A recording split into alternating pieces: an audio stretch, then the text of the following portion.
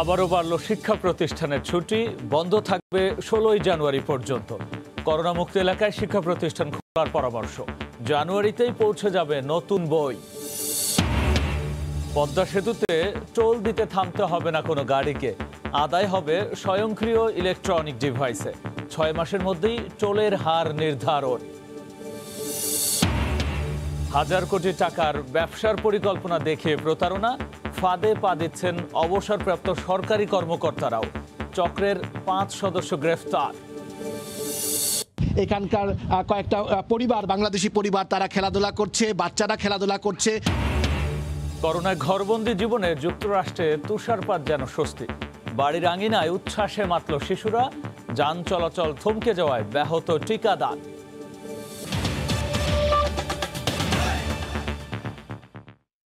দেখছিলেন শিরোনাম। প্রবাসের সময়ের সঙ্গে আছি আমি গোলাম রাব্বি। করোনার কারণে আবারও বাড়ল দেশের সব শিক্ষা প্রতিষ্ঠানের ছুটি। বন্ধ থাকবে 16 জানুয়ারি পর্যন্ত।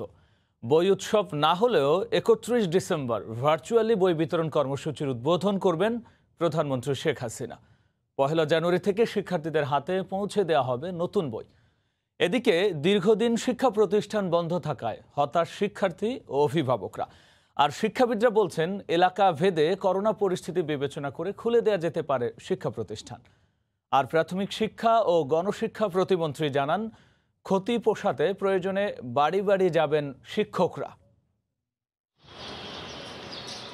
মহামারী করোনা ভাইরাস থেকে শিক্ষার্থীদের সুরক্ষিত রাখতে 17 মার্চ প্রথম দফায় বন্ধ করা হয় দেশের সকল শিক্ষা প্রতিষ্ঠান। পরিস্থিতি স্বাভাবিক না হওয়ায় তাদের স্বাস্থ্য ঝুঁকি বিবেচনায় নিয়ে দফায় দফায় বাড়ানো হয় শিক্ষা প্রতিষ্ঠানে ছুটির মেয়াদ। চলতি মাসের 19 তারিখে এই ছুটি শেষ হওয়ার কথা ছিল, কিন্তু এর মধ্যেই আবারও 16 জানুয়ারি পর্যন্ত বাড়ানো হয় ছুটির মেয়াদ। করোনা মহামারীর কারণে দীর্ঘদিন ধরে এভাবে দফায় দফায় প্রতিষ্ঠান বন্ধ থাকায় এক অনিশ্চিত জীবনের দিকে শিক্ষার্থীরা। বেশিরভাগ শিক্ষার্থীর মনোযোগ নেই পড়াশোনায়। সাধারণ ছুটি ঘোষণার পর থেকে বিভিন্ন পন্থায় শিক্ষা কার্যক্রম পরিচালিত হলেও শতভাগ শিক্ষার্থী এই সুবিধা পাচ্ছে না। বন্ধের মধ্যে পড়াশোনা অনেক ক্ষতি হচ্ছে। এটা আমাদের শিক্ষা জীবনে একটা বিরাট ধরনের প্রভাব পড়তেছে। অনলাইন ক্লাস আসলে কয়জন করতে পারে? ভাষায় তো পড়েই না, কোনোভাবেই পড়ানো যায় না। এজন্যই আমরা যাচ্ছি যে যত তাড়াতাড়ি সম্ভব স্কুলটা খুলে দেওয়া হোক। একটা রেস্ট্রিকশনের ভিতরে স্কুল খুলতে পারে, সে বাচ্চাদের আশানুরূপ যে পড়াশোনা ব্যাঘাত সৃষ্টি হচ্ছে। নিয়মের মধ্যে স্বাভাবিক হওয়া উচিত। দীর্ঘদিন ধরে সরাসরি ক্লাসে না আসায় শিক্ষার্থীদের ক্ষতির বিষয়টি বিবেচনা করে করোনামুক্ত এলাকায় শিক্ষা প্রতিষ্ঠান খোলার পরামর্শ শিক্ষাবিদদের। কোথায় কোন জায়গায় করোনার সংক্রমণ এখনো তেমন হয়নি, তার ভিত্তিতে সীমিত পরিসরে শিক্ষা প্রতিষ্ঠান খোলা যেতে পারে। সেগুলো যদি দারিদ্র পীড়িত এলাকা হয়ে থাকে, এদের কথা চিন্তা করে অন্তত খোলা উচিত। এদিকে প্রতি বছর 1 জানুয়ারি বই উৎসব হলেও এবার করোনার কারণে থাকছে না কোনো আনুষ্ঠানিকতা। তবে প্রধানমন্ত্রী 31 ডিসেম্বর ভার্চুয়াল মাধ্যমে বই বিতরণ কর্মসূচির উদ্বোধন করবেন বলে জানানো হয়েছে। 1 জানুয়ারি নিজ নিজ শিক্ষা প্রতিষ্ঠান থেকে বই সংগ্রহ করতে পারবেন অভিভাবকরা। বিকল্প ব্যবস্থায় শিক্ষা কার্যক্রম চালু রাখার কথা ভাবছে সরকার। কেন্দ্রীয়ভাবে বই বিতরণটা হবে না, এবার বই উৎসব হয় না, এটা হবে না, তবে প্রধানমন্ত্রী উদ্বোধন করবে। আমরা বইটা দিব স্কুলে প্রত্যেক ক্লাসের বাচ্চাদের অভিভাবকদের হাতে। অভিভাবকরা স্ব ক্লাসের বইগুলো নিয়ে যান। টিচারদের দিয়ে আমরা তাদের বাড়ি বাড়ি হোমওয়ার্ক দিয়ে শিক্ষা কর্মকর্তা, আমার শিক্ষকরা তাদের স্ব ক্লাসটার অনুযায়ী তারা পাঠদান কার্যক্রমটা চালু রাখবে আর কি। করোনা মহামারী শুরু হবার পর গত মার্চ থেকে বন্ধ শিক্ষা প্রতিষ্ঠান। পিএসসি, জেএসসি এবং এইচএসসি পরীক্ষা অনুষ্ঠিত না হওয়ায় অটোপাসের সিদ্ধান্ত নেয় সরকার। মাধ্যমিক পর্যায় পর্যন্ত পরীক্ষা ছাড়াই পরবর্তী ক্লাসে উত্তীর্ণ হয় শিক্ষার্থীরা। প্রসূন আশিস, সময় সংবাদ, ঢাকা। স্বপ্নের পদ্মা সেতুতে সব স্প্যান বসে যাওয়ায় এখন অপেক্ষা যান চলাচল শুরুর। যাতায়াত নিরবিচ্ছিন্ন রাখতে টোল দিতে থামতে হবে না কোনো গাড়িকে।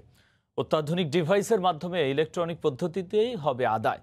হার নির্ধারণে চলতি সপ্তাহে একটি কমিটি গঠন করেছে সেতু মন্ত্রণালয়।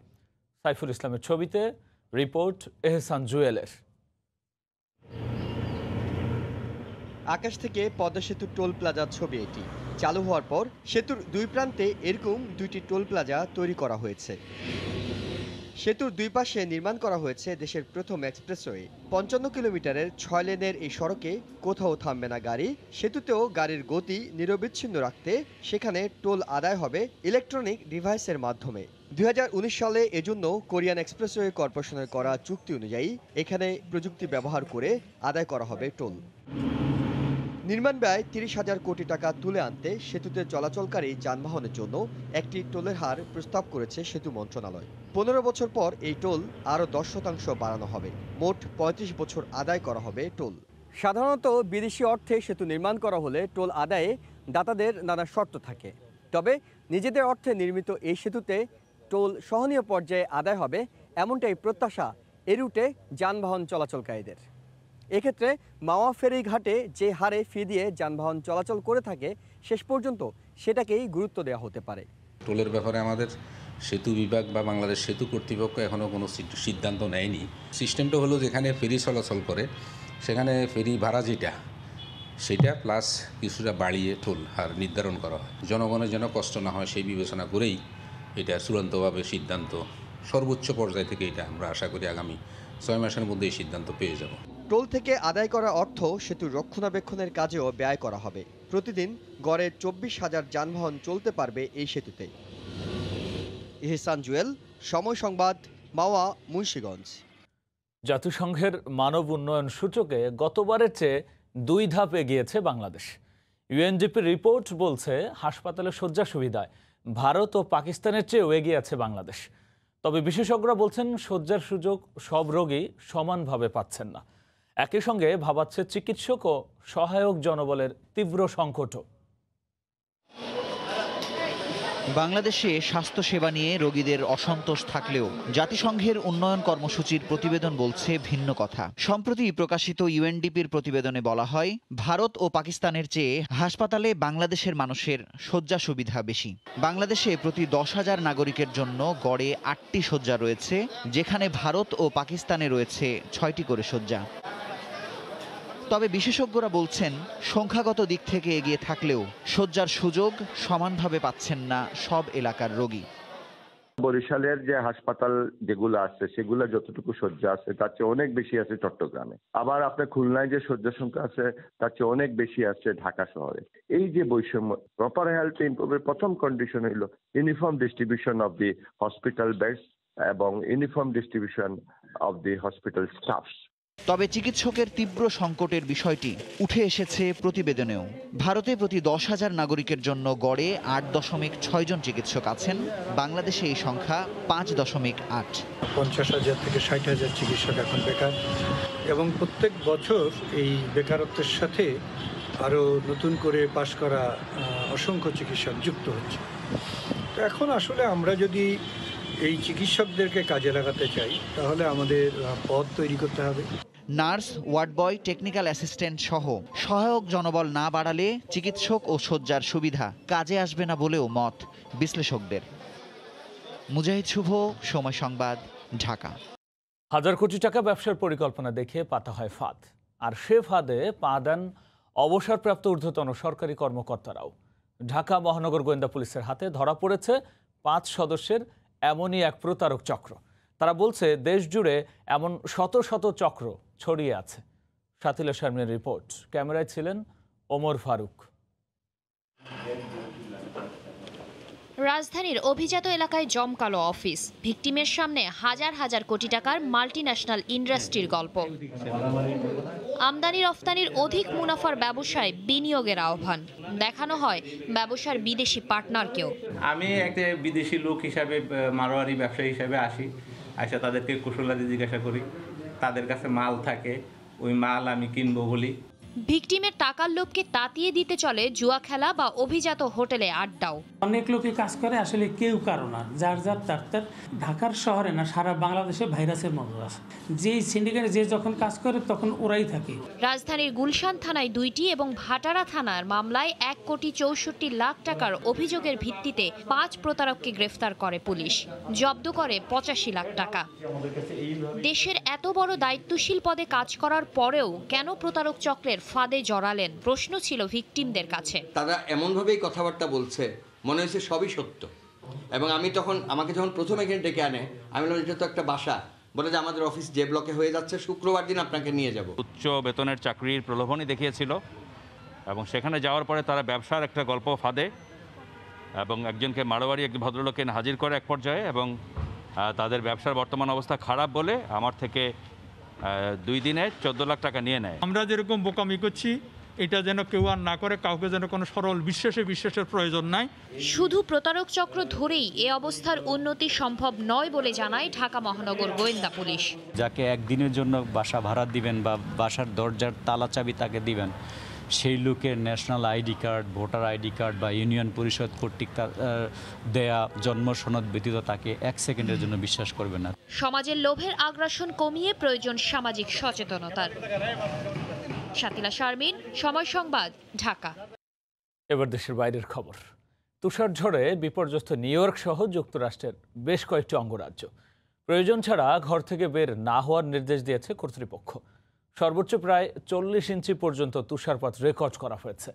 এরপরও করোনায় ঘরবন্দি জীবনে তুষারপাত যেন স্বস্তি নিয়ে এসেছে। বাড়ির আঙিনায় বরফ খেলায় মেতে ওঠে শিশুরা। তবে তুষার ঝড়ের কারণে ব্যাহত হচ্ছে করোনা টিকাদান কর্মসূচি। নিউ ইয়র্ক থেকে হাসানুজ্জামান সাকির রিপোর্ট। শুভ্র চাদরে ঢাকা নিউ ইয়র্ক। তুষারপাত যেমন ভোগান্তি বাড়িয়েছে, তেমনি শিশুদের জন্য আনন্দও বটে। বছরের প্রথম তুষারপাতে নিউ ইয়র্কের রাস্তায় ব্যাপক উপভোগ করতে দেখা যায় শিশুদের। করোনা মহামারীর কারণে দীর্ঘদিন ধরে ঘরবন্দি যুক্তরাষ্ট্রের শিশুরা, কিন্তু বাড়ির আঙিনায় তুষারপাত যেন এনে দিয়েছে এক টুকরো স্বস্তি। আর তাই করোনার স্বাস্থ্যবিধি মেনে শিশুদের নিয়ে রাস্তায় বের হয়েছেন বাবা মায়েরা। বাচ্চারাও খুব এনজয় করছে, স্নোতে খেলাধুলা করছে।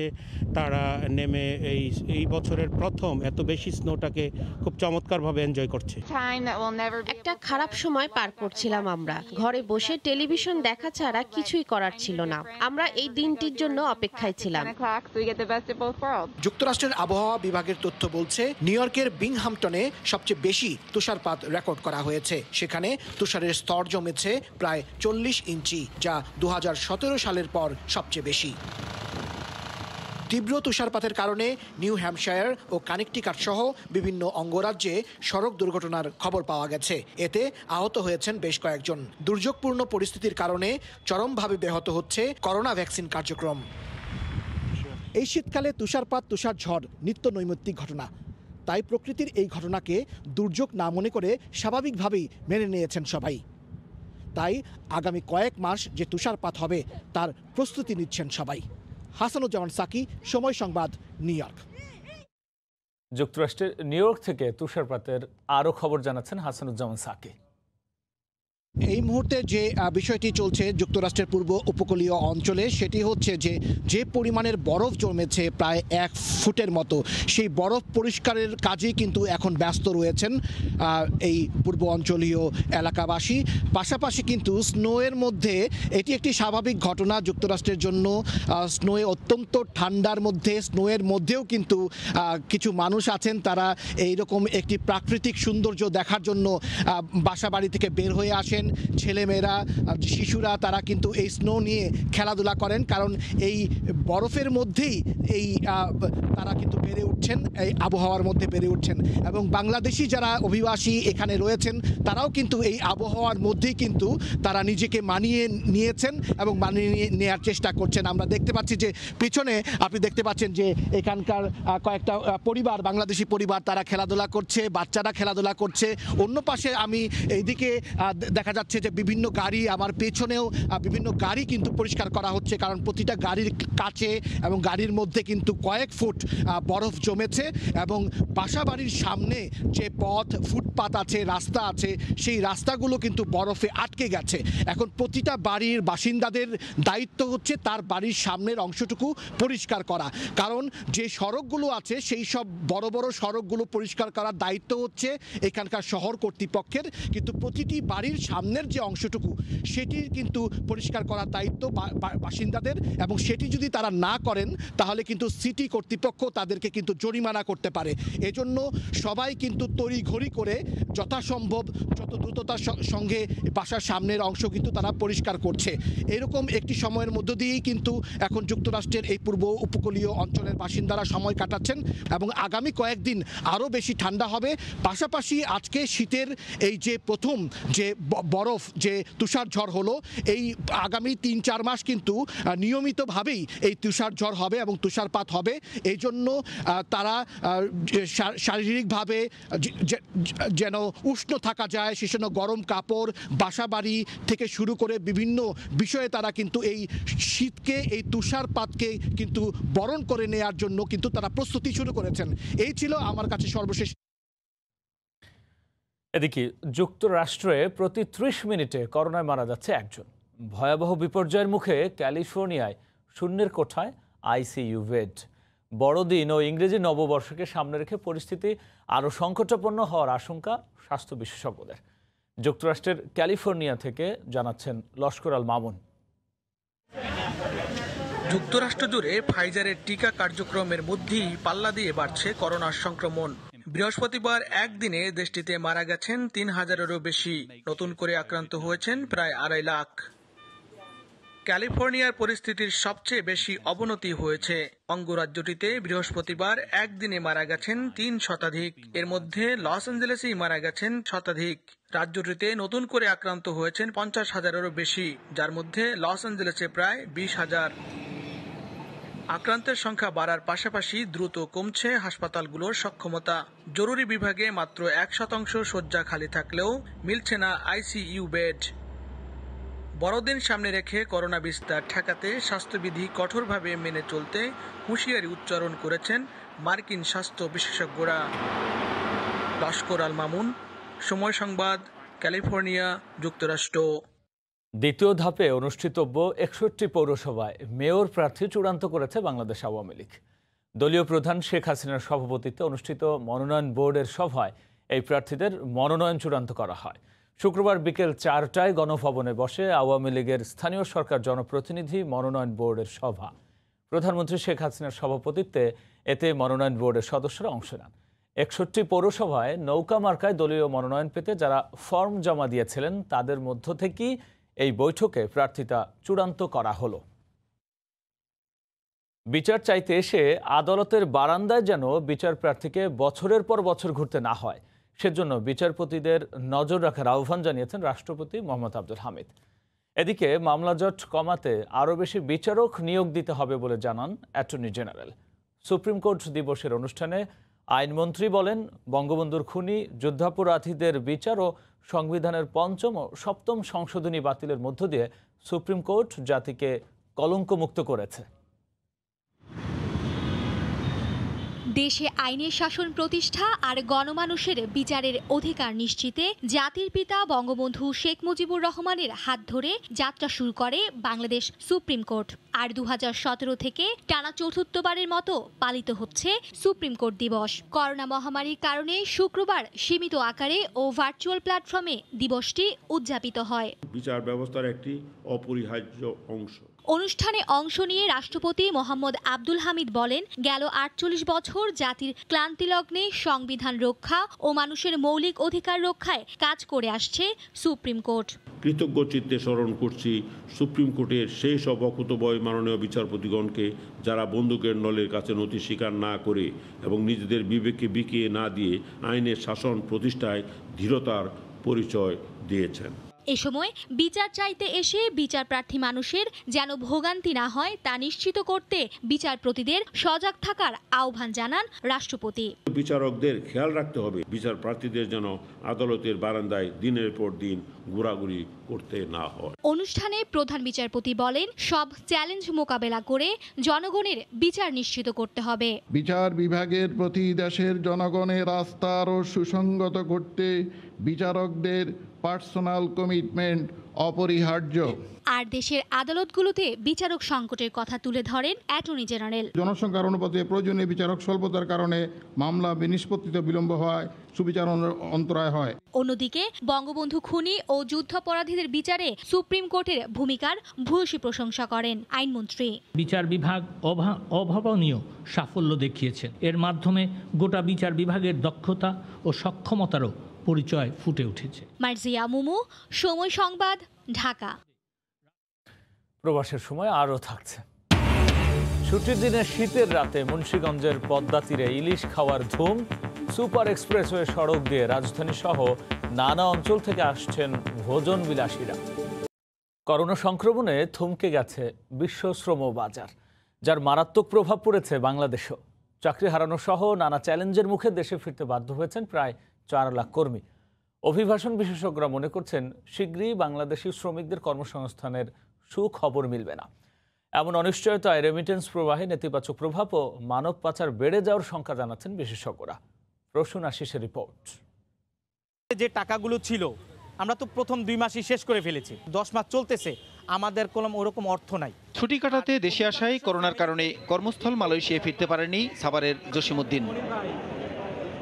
জনশক্তি কর্মসংস্থান ও প্রশিক্ষণ ব্যুরো বলছে চলতি বছরের এপ্রিল থেকে এ পর্যন্ত ছুটি কাটাতে দেশে এসে কর্মস্থলে ফিরতে পারেননি প্রায় 1.5 লাখ প্রবাসী। অপরদিকে মহামারীর কারণে চাকরি হারিয়ে প্রায় 3.5 লাখ কর্মী দেশে ফিরেছেন। এছাড়া আরও 1 লাখের বেশি কর্মী ভিসা প্রক্রিয়া শেষে বিদেশে যাওয়ার অপেক্ষায়, যাদের দিন কাটছে নানা অনিশ্চয়তায়। আমি আসছিলাম করোনার আগেই, কষ্টটা একটু টের পাইনি, মানে কয়েক মাস, 3 মাসে আমার বাসা ভাড়া দিতে পারতেছি না। কনফার্ম না আমরা আসলে মালয়েশিয়া কি আমরা যেতে পারবো কিনা। যদি যেতে না পারি তাহলে আমরা দেশে একটা কর্মসংস্থার ব্যবস্থা করে দিতে হবে আমাদেরকে। করোনায় থমকে যাওয়া সৌদি আরব, মালয়েশিয়া, জর্ডান, ওমান সহ বাংলাদেশের নির্ভরশীল শ্রমবাজারগুলোতে কোনো সুখবর নেই। এই অবস্থা চলতে থাকলে দেশে রেমিটেন্স প্রবাহে ক্রমেই নেতিবাচক প্রভাব পড়বে বলে মনে করছেন বিশেষজ্ঞরা। যে কোনো বড় ক্রাইসিসের সময় তার আগের বছর থেকে ক্রাইসিসের বছরে রেমিটেন্সের ফ্লোটা বেশি থাকে, কিন্তু ক্রাইসিসটা যখন শেষ হয়ে যাবে তখন রেমিটেন্স ফ্লোটা কিন্তু আগের মতো আসবে না। অন্যদিকে বেকারত্বের চাপে প্রবাসে চাকরির লোভে মানব পাচারকারীদের পাল্লায় পড়ার আশঙ্কা তাদের। যারা ইতিমধ্যে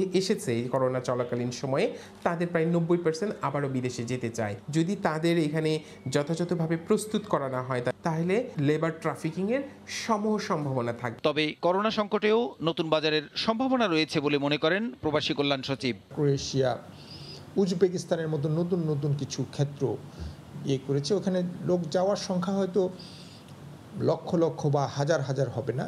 রেমিটেন্সের যেরকম রেকর্ড ছুঁয়েছে, কিন্তু এটা আবার পাতাল ছুবে এরকম আমি মনে করি না। দেশে ফেরা কর্মীদের দক্ষতা কাজে লাগানোর পাশাপাশি নতুন কর্মীদের প্রশিক্ষণ দেওয়ার কথাও বলেন তিনি।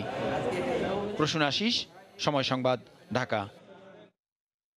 করোনা পরিস্থিতির পরেই মালয়েশিয়ায় বাংলাদেশি কর্মী পাঠানোর লক্ষ্যে কাজ করছে সরকার। এজন্য শীঘ্রই দুদেশের যৌথ পরামর্শ কমিটির বৈঠক করারও চিন্তা রয়েছে বলে জানিয়েছেন প্রবাসী কল্যাণ মন্ত্রী। আন্তর্জাতিক অভিবাসী দিবস উপলক্ষে আয়োজিত সংবাদ সম্মেলনে মন্ত্রী একথা বলেন। যতবার আমাদের এই মালয়েশিয়া বাজারটা আটকেছে, আমাদের কোনো কারণে আটকায়নি, এটা ওদের কারণেই আটকেছে। নতুন মন্ত্রী আসার পরে আমরা অলরেডি একটা অফিসিয়াল মিটিংও করেছি, এবং এই অফিসিয়াল মিটিংয়ের নেক্সট স্টেপ হলো ওনারা যখন তারিখ দিবে আমরা একটা জয়েন্ট ওয়ার্কিং গ্রুপের মিটিং করব। স্টিকিং পয়েন্টস যেগুলি আছে সেই পয়েন্টসগুলি আমরা ইনশাল্লাহ ক্লিয়ার করে নেব। সিন্ডিকেট যে আকারে ছিল আগে, সেই আকারে কিন্তু আমরা কোনো মতেই, আমি মন্ত্রী থাকতে কিন্তু আমি যাব না। শুক্রবার ছুটির দিনে মুন্সিগঞ্জের শিমুলিয়ার পদ্মা তীরের শীতের রাতে ইলিশ খাওয়ার ধুম পড়ে। ককশিটের বরফে সংরক্ষিত তাজা ইলিশ তাৎক্ষণিক ভেজে পরিবেশন করা হয়। ইলিশের স্বাদ নিতে রাজধানী ঢাকাসহ নানা অঞ্চল থেকে ভোজন বিলাসীরা ভিড় করেন। পদ্মা সেতুর কারণে এই ভিড় আরও বেড়েছে। বিস্তারিত নাসিরউদ্দিন উজ্জ্বলের রিপোর্টে। বড় বড় ইলিশ কাটা হচ্ছে। পছন্দের পদ্মার ইলিশ বেছে নিয়ে কাটা ধোয়ার পরই খাবার উপযোগী করতে তুলে দেওয়া হয় চুলায়। তেলে ভেজে গরম গরম পরিবেশনা। রাতে যেন ইলিশের উৎসব চারিদিকে। স্বাদ নিতে উপচে পড়া ভিড় পদ্মা তীরের হোটেলগুলোতে। সুপার এক্সপ্রেস ওয়ে সড়কে দ্রুত চলে আসা যায় বলে রাজধানী সহ নানা অঞ্চল থেকে সপরিবারে বা বন্ধুদের নিয়ে দলে বলে এখানে ইলিশের স্বাদ গ্রহণ করতে আসেন। ফ্যামিলি সকলেই আসছে আজকে পদ্মা ইলিশ আনন্দ ভোজ করব। ইলিশ দেখায় যেটা আমাদেরকে বাছাই করে নিতে হয়, তো নেওয়ার পরে হচ্ছে ওরা কেটে ওরা এখানে ভাজি করে, তারপর আবার লেজের একটা ভর্তা করে স্পেশাল, যেটার জন্য আমাদের আসলে স্পেশাল এখানে আসা। মাওয়ার ইলিশের স্পেশাল টেস্ট আছে, স্বাদে অতুলনীয়। টাটকা গরম গরম ইলিশ ভাজা খাচ্ছি, অর্ডার করেছি, খাবো একটু পরে, খুব ভালো লাগছে। কনকনে শীতে হোটেলগুলোতে রাতভর চলে ইলিশের বেচাকেনা, নিরাপত্তাও জোরদার করা হয়েছে। যেহেতু এটা হওয়াতে আমাদের বেচাকেনা বেড়ে গেছে, এই জন্য দেখা গেছে আমরা অনেক খুশি। আর এখানে যারা পর্যটক এরও খায় অনেক তৃপ্তি পায়। ইউনিফর্মের সাদা পোশাকে বিভিন্নভাবে আমাদের পুলিশের এখানে ডিপ্লয়মেন্ট আছে, যাতে তাদের নিরাপত্তা বিঘ্নিত না হয় সে বিষয়টা আমরা নিশ্চিত করে থাকি। পদ্মার 1.5 কেজি ওজনের ইলিশ খাবার উপযোগী করে বিক্রি হচ্ছে এখন 1500 টাকায়। 1 মাসের ব্যবধানে 12টির স্থলে হোটেল হয়েছে 23টি।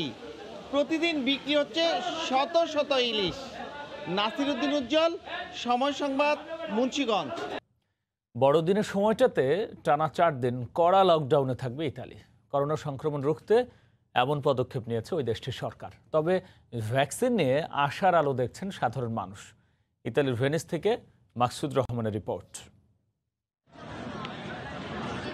25শে ডিসেম্বর যিশু খ্রিস্টের জন্মদিন বা বড়দিন হিসেবে পরিচিত এই সময়টাতে বাহারি রঙে সেজে ওঠে সমগ্র ইউরোপ, মেতে ওঠে উৎসব আনন্দে। প্রতি বছরের ডিসেম্বরের শুরুর আগেই শুরু হয় ইউরোপের সাজসজ্জা। রাস্তাঘাট গাছপালায় আলোর ঝলকানিতে সাজিয়ে তোলা হয়। কোভিড আগ্রাসনে এবার বড়দিনের উৎসব এবং উপহারে লাগাম টেনে ধরতে বাধ্য হচ্ছে ইতালি সরকার। বড়দিনের উৎসবের পরপরই 31st নাইট খ্রিস্টীয় নববর্ষকে বরণ করার যে মহা উৎসবে ভরে ওঠে ইউরোপ, সেটিও সংকুচিত করতে লকডাউন এবং রেড জোনের ঘোষণার পরিকল্পনা করছে ইতালি সরকার। ভ্যাকসিন চলে এসেছে, তো যখনই এটা বাস্তবায়িত হবে আমরা আশাবাদী যে আমাদের পুরাতন অর্থনীতি এবং মানুষের স্বাস্থ্যের যে সমস্যা সেটা আমরা আবার পুনরুদ্ধার করতে পারবো। ফুল ফুটুক আর নাইবা ফুটুক, ফাগুন এলে যেমন আসে বসন্ত, বড়দিনের আলোর সজ্জায় বা ক্রিসমাস ট্রিতে আলোকিত রশ্মিতে জলমল হয়ে ওঠে রাস্তাঘাট। এর ব্যতিক্রম হয়নি এবছরও, কেবল উৎসব আনন্দে মেতে ওঠা মানুষের অভাব। ইতালির ভেনিস থেকে মাকসুদ রহমান, সময় সংবাদ। ইউরোপের প্রতিটি শহরের মতো স্কটল্যান্ডের রাজধানী এডিনবরায় উদযাপন হবে ক্রিসমাস, কিন্তু করোনার কারণে নেই তেমন কোনো আমেজ। কিছুটা ভাটা পড়েছে আনন্দ উৎসাহেও। সবাই অপেক্ষায় ভ্যাকসিন গ্রহণ করে সুদিন দেখার। স্কটল্যান্ডের এডিনবরা থেকে নাজমুল হাসান শামীমের রিপোর্ট। করোনা মহামারীর মধ্যে এবারের বড়দিনের আয়োজন একেবারেই ভিন্ন। স্কটল্যান্ডবাসী নানা বিধিনিষেধের মধ্যেই উদযাপন করবে এবারের বড়দিন, তাই আলোকসজ্জাও গেলবারের তুলনায় কম। ঐতিহাসিক ও রাজনৈতিকভাবে অত্যন্ত গুরুত্বপূর্ণ এডিনবরার সবচেয়ে ব্যস্ত সড়ক প্রিন্সেস স্ট্রিট। প্রতি বছর এ সড়ককে ঘিরে এডিনবরাবাসী বড়দিন উদযাপনে মেতে ওঠেন, কিন্তু এবারে এখানেও পড়েছে ভাটা। For example, we have here the charity. এই প্যান্ডামিকের কারণে আমরা যারা প্রবাসে আছি আমরা নানাবিধ সমস্যার সম্মুখীন হচ্ছি। সুপার মলগুলোতেও নেই আলোকসজ্জা। প্রয়োজনীয় সামগ্রী নিয়ে ক্রেতার অপেক্ষায় থাকেন বিক্রেতারা। সীমিত পরিসরে বড়দিনের আয়োজন হলেও আসার কথা হলো স্কটল্যান্ডে করোনা টিকার প্রয়োগ শুরু হয়েছে। 8ই ডিসেম্বর মঙ্গলবার থেকে স্কটল্যান্ডে শুরু হয়েছে করোনার ভ্যাকসিন প্রয়োগ।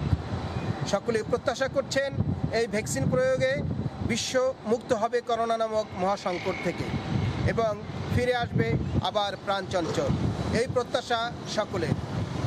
স্কটল্যান্ডের এডিনবরা থেকে নাজমুল হাসান শামীম, সময় সংবাদ। মহান বিজয় দিবস উপলক্ষে বাংলাদেশ হাই কমিশন লন্ডনের উদ্যোগে জাতির জনক বঙ্গবন্ধুর উপর ভার্চুয়ালি আলোচনা সভা হয়েছে। আলোচনায় ব্রিটিশ পার্লামেন্টের প্রভাবশালী কয়েকজন সংসদ সদস্য ও যুক্তরাজ্যে নিযুক্ত বিভিন্ন দেশের কূটনীতিকরা অংশ নিয়ে বঙ্গবন্ধু শেখ মুজিবুর রহমানের প্রতি গভীর শ্রদ্ধা জানান। লন্ডন থেকে বিস্তারিত জানাচ্ছেন শোয়েব কবির। বঙ্গবন্ধুর স্বপ্ন বাস্তবায়নে ধর্মনিরপেক্ষ, প্রগতিশীল ও আধুনিক বাংলাদেশ গড়ে তুলতে প্রধানমন্ত্রী শেখ হাসিনার বলিষ্ঠ নেতৃত্বের প্রশংসা করেছেন ব্রিটেনের প্রভাবশালী সংসদ সদস্য ও কূটনীতিকরা। বাঙালি জাতির এক অনন্য গৌরব উজ্জ্বল দিন। ব্রিটিশ এমপি রোশনারা আলী গভীর শ্রদ্ধায় জাতির জনককে স্মরণ করে বলেন, একজন বাঙালি হিসেবে তিনি গর্বিত। As the first person of British Bangladeshi heritage to have got elected into the UK Parliament, it's a great honour for me to be able to speak today on the 49th anniversary of Bangladesh's Victory Day.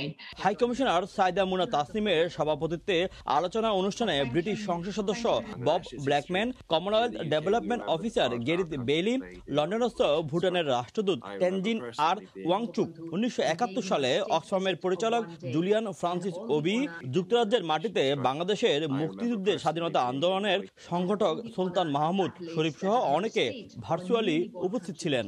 জাতির পিতার জন্মশতবার্ষিকীর এই বিশেষ এবং অনন্য বিজয় দিবসে আমি যুক্তরাজ্য এবং আয়ারল্যান্ড প্রবাসী সকল বাংলাদেশি প্রবাসী ভাই বোনদের জানাচ্ছি মুজিব শতবর্ষ বিজয় দিবসের আন্তরিক শুভেচ্ছা। যুক্তরাজ্য ও আয়ারল্যান্ডে বসবাসকারী 2 শতাধিক প্রবাসী ব্রিটিশ বাংলাদেশি এই ভার্চুয়াল আলোচনা সভায় অংশ নিয়ে বঙ্গবন্ধুর প্রতি গভীর শ্রদ্ধা জানান। শোয়েব কবির, সময় সংবাদ, লন্ডন। জাতীয় দিবস ঘিরে রঙিন সাজে সেজেছে কাতার। রাতের সৌন্দর্য উপভোগ করতে রাজধানীর দোহা সহ বিভিন্ন সিটিতে ভিড় করছেন পর্যটকরা। ছুটে আসছেন প্রবাসী বাংলাদেশিরাও। কাতার প্রতিনিধি আনোয়ার হোসেন মামুনের তথ্য, ছবি নিয়ে রিপোর্ট। মাথাপিছু আয়ে মধ্যপ্রাচ্যের সবচেয়ে ধনী দেশ কাতার। 2022 সালের ফুটবল বিশ্বকাপ ঘিরে উৎসবের নগরী এখন দোহা। 18 ডিসেম্বর কাতারের জাতীয় দিবস উপলক্ষে সুউচ্চ দালান কোঠা, রাস্তাঘাট, পার্ক, শপিং মল সহ পুরো কাতার সেজেছে রঙিন সাজে। রাতের এই সৌন্দর্য দেখতে পরিবার পরিজন নিয়ে ঘুরে বেড়াচ্ছেন প্রবাসী বাংলাদেশিরা। রাত্রের ভিউটাও দেখতে অনেক সুন্দর লাগে, এই জন্য আমরা সবাই রাত্রের ভিউটা দেখার জন্য বাইরে এসেছি। মহান স্বাধীনতা দিবস উপলক্ষে আমরা ঘুরতে এসেছি। কাতারে শ্বাস রব বিরাজ করতেছে। আমরা এখানে রাতের সৌন্দর্য দেখার জন্য আসছি আম্বাবুর সাথে, আর এখানে আমার ফ্রেন্ডদেরকে নিয়ে এনজয় করতেছি। আমি এখানে আমার ফ্যামিলি নিয়ে রাতের সৌন্দর্য দেখতে আসছি এবং আমার সাথে আমার ফ্রেন্ডরাও আছে। ফুটবল বিশ্বকাপের এখনো 2 বছর বাকি থাকলেও ব্যাপক উৎসাহ আর উদ্দীপনা তৈরি হয়েছে দেশটির নাগরিক ও অভিবাসীদের মধ্যে। কাতারে গড়ে উঠেছে দৃষ্টিনন্দন সব ইমারত। সময় সংবাদ, দোহা, কাতার। পশ্চিমবঙ্গের রাজ্য বিধানসভা নির্বাচনকে ঘিরে তৃণমূলের ভাঙন এখন টক অব দ্য টাউন। বহু নেতাকর্মী এরই মধ্যে তৃণমূল ছেড়ে পা বাড়িয়েছেন বিজেপির দিকে। যদিও তৃণমূলের দাবি এতে দলে কোনো প্রভাব পড়বে না। দলের অভ্যন্তরের বিদ্রোহ দমনে কালীঘাটে জরুরি বৈঠকে বসছেন মমতা বন্দ্যোপাধ্যায়। ভোটের আগে মমতার রাজ্যে জটিল রাজনীতির খবর জানিয়েছেন সুব্রত আচার্য। তৃণমূল কংগ্রেসের মমতা বন্দ্যোপাধ্যায়ের পর জনভিত্তি রয়েছে এমন নেতার নাম বললেই আসে শুভেন্দু অধিকারীর নাম। এর আগে মমতার আস্থাভাজন ছিলেন মুকুল রায়ও। মুকুল রায় 3 বছর আগেই তৃণমূল ছেড়ে বিজেপিতে নাম লিখিয়ে সর্বভারতীয় বিজেপির সহসভাপতির পদে বসেছেন। শক্তিশালী করেছেন রাজ্য বিজেপিকে। সতীশবাবুর মূর্তি পর্যন্ত। মুকুল রায়ের পর এবার মমতার হাত ছাড়লেন শুভেন্দু অধিকারীও। শুভেন্দুর সঙ্গে জেলা স্তরের বহু শীর্ষ নেতাও তৃণমূলের প্রতীক ছেড়ে গেরুয়া শিবিরে নাম লেখাতে চলেছেন। বড় সংখ্যা এবং ভারী ভারী নেতারা জয়েন করবে, এটুকু আমি বুঝতে পারছি। পরিবর্তনের ঢেউ লেগে গেছে জঙ্গলমহল আর মেদিনীপুর থেকে, এবারে পরিবর্তনটা হবে। যদিও তৃণমূলের যে নেতাদের বিরুদ্ধে চরম দুর্নীতির অভিযোগ রয়েছে কিংবা তৃণমূলে থাকাকালীন বিজেপি নেতাকর্মীরা নিগৃহীত হয়েছেন, এমন সব নেতারাও বিজেপি শিবিরে যোগ দিচ্ছেন বলে বিক্ষোভ শুরু হয়েছে মোদির দলেও। আর তৃণমূল বলছে দল ত্যাগীদের কারণে প্রভাব পড়বে না তৃণমূলে। কোনো প্রভাবই পড়বে না। তো আমি এটুকু মনে করি যে বিষ্ণুপুরের মানুষ অনেকে স্বস্তিতে আরো থাকবেন, ভালো থাকবেন। দুদিনের পশ্চিমবঙ্গ সফরে শুক্রবার রাতেই কলকাতায় পা রাখবেন কেন্দ্রীয় স্বরাষ্ট্রমন্ত্রী ও শীর্ষ বিজেপি নেতা অমিত শাহ। শনিবার মেদিনীপুর, রবিবার শান্তিনিকেতনের 2টো রাজনৈতিক সভা রয়েছে তার। ধারণা করা হচ্ছে শুভেন্দু অধিকারী সহ ওই 2টো সভাতেই প্রচুর বিদ্রোহী তৃণমূল নেতা বিজেপিতে যোগ দিতে পারেন। সুব্রত আচার্য, সমসংবাদ, পশ্চিমবঙ্গ, ভারত। পর্যটকদের ফেলে দেয়া বর্জ্যে নষ্ট হচ্ছে সমুদ্র।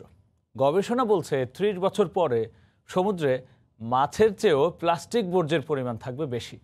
আর তাই সমুদ্র রক্ষায় দশমবারের মতো সেন্ট মার্টিনে হয়ে গেল কোস্টাল ক্লিনিং প্রোগ্রাম। ৩৫০ স্বেচ্ছাসেবক প্রায় ১,০০০ কেজি বর্জ্য সংগ্রহ করে। রাশেদ লিমনের রিপোর্টে বিস্তারিত। সুনীল জলরাশিতে আকাশও যেন সীমা হারায়, অপার্থিব সৌন্দর্য ভুলিয়ে দেয় ইটকাঠের শহর। কিন্তু এখানেও ঢুকে পড়তে শুরু করেছে শহুরে জঞ্জাল। পরিবেশ নিয়ে কাজ করা প্রতিষ্ঠান মার্ক আর্থার ফাউন্ডেশনের গবেষণায় বলা হয়েছে, একটি সময় আসবে যখন সমুদ্রে মাছের চেয়ে প্লাস্টিক বর্জ্য বেশি থাকবে। এখনই ব্যবস্থা না নিলে ২০৫০ সাল নাগাদ ৭৫০ মিলিয়ন টন প্লাস্টিক বর্জ্য সমুদ্রে ভাসবে। এরই মধ্যে সমুদ্র বাঁচাতে কাজ শুরু করেছে বেশ কয়েকটি সংগঠন।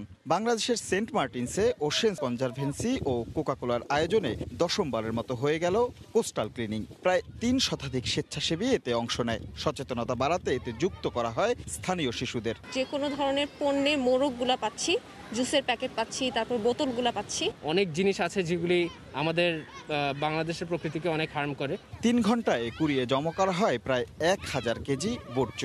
যে পরিমাণ মানুষ আসে এবং সেই পরিমাণই ময়লা তৈরি হয়, কিন্তু এই দ্বীপে সেই পরিমাণ ময়লাকে ডাম্প করার মতো ক্যাপাসিটি আসলে নাই। গত ১০ বছরে এই আয়োজন থেকে সংগ্রহ করা হয়েছে প্রায় ১১,৫০০ কেজি প্লাস্টিক বর্জ্য।